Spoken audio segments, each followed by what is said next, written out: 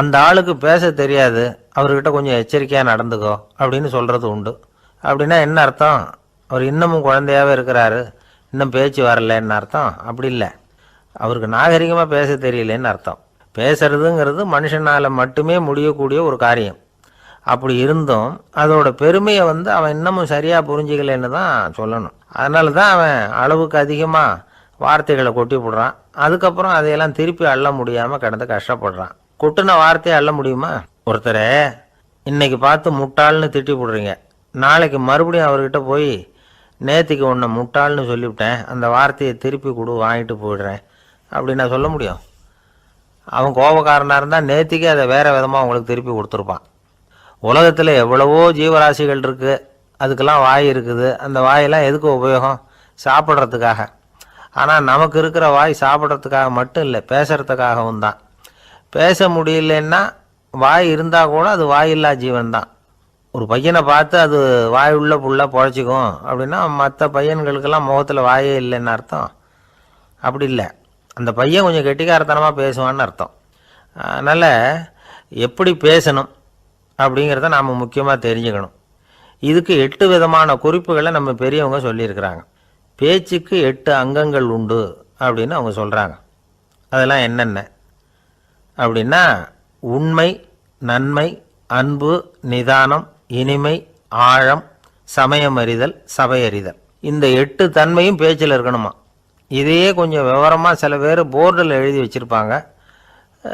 அதாவது எழுத்துலையாவது அதெல்லாம் இருக்கட்டுமே அப்படின்னு நினச்சி நீங்கள் கூட சில இடங்களில் இதை பார்த்துருக்கலாம். அதாவது உண்மையே பேசுக, நன்மையே பேசுக, அன்பாக பேசுக, நிதானமாக பேசுக, இனிமையாக பேசுக, ஆழமுடையதாக பேசுக, சமயமறிந்து பேசுக, சபையறிந்து பேசுக, இப்படி எழுதி வச்சுருப்பாங்க. இந்த 8 அம்சமும் சரியாக பொருந்தி இருந்தால் தான் அது பேச்சு. மற்றதெல்லாம் பேச்சாகிடாது. பேச்சு ஒரு சிறந்த கலை. எல்லாத்தையும் விட பேசாமல் இருந்தும் பழகணும், அது ரொம்ப முக்கியம். உண்மையே பேசணும். சத்தியத்துக்கு மதிப்பு கொடுக்குறவங்கள தான் சரித்திரம் மதிக்கும். உண்மை பேசினா மட்டும் போதாது, அந்த உண்மையில் நன்மை கலந்துருக்கணும். கொலைகாரனுக்கு பயந்துக்கிட்டு ஒருத்தன் உங்கள் வீட்டுக்குள்ளே ஒளிஞ்சிருக்கிறான். அந்த முரட்டை ஆசாமி கையில் அறிவாளோடு அவன் இங்கே வந்தானான்னு உங்ககிட்ட கேட்குறான்னு வச்சுங்க.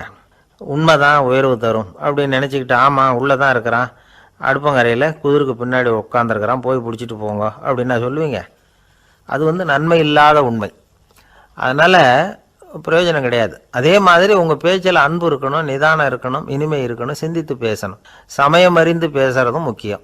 அதை பற்றி நமக்கு வேறு யாரும் சொல்லிக் கொடுக்க வேண்டியதில்லை. எந்த நேரத்தில் யாருக்கிட்ட எப்படி பேசினா காரியம் நடக்கும் அப்படிங்கிறது நமக்கு நல்லா தெரியும். அது கைவந்த கலை. அவையறிந்து பேசுகிற திறமை பேச்சாளர்களுக்கு ரொம்ப அவசியம். அது இல்லைன்னா நிலைமை பரிதாபமாகிடும். ஒரு பேச்சாளர் ரொம்ப மும்முரமாக பேசிக்கிட்டே இருந்தாராம். ரொம்ப நேரம் நிறுத்தவே இல்லை, பேசிக்கிட்டே இருக்கிறார். சபையில் இருந்தவங்கெல்லாம் ஒவ்வொருத்தராக எழுந்திரிச்சு போய்கிட்டே இருக்கிறாங்க. கடைசியில் 2 பேர் தான் அக்கறையாக பேசுகிறவரை கவனிச்சிட்டு உட்காந்துருந்தாங்களாம். மேடையில் பேசிக்கிட்டு இருந்தவர் அவங்கள பார்த்து சொன்னாராம், எனக்கு கூட்டம் முக்கியம் இல்லை, எவ்வளவு பேர் என் பேச்சை கேட்குறாங்க அப்படிங்கிறது முக்கியம் இல்லை. நீங்கள் 2 பேராவது ஊக்கமாக என்னை கவனிச்சிக்கிட்டு உட்காந்துருக்குறீங்க, அது போதும். உங்களுக்காகவே நான் பேசிக்கிட்டு இருக்கிறேன் அப்படின்னார். இதை கேட்டதும் உட்காந்துருந்த 2 பேரில் ஒருத்தர் எழுந்திரிச்சு, அப்படி இல்லைங்க, நாங்கள் 2 பேரும் நீங்கள் பேசி முடித்த உடனே தொடர்ந்து பேச வேண்டிய ஆளுங்க, அதுக்காக தான் காத்துக்கிட்டு இருக்கிறோம், சீக்கிரம் முடிங்க அப்படின்னாங்களாம்.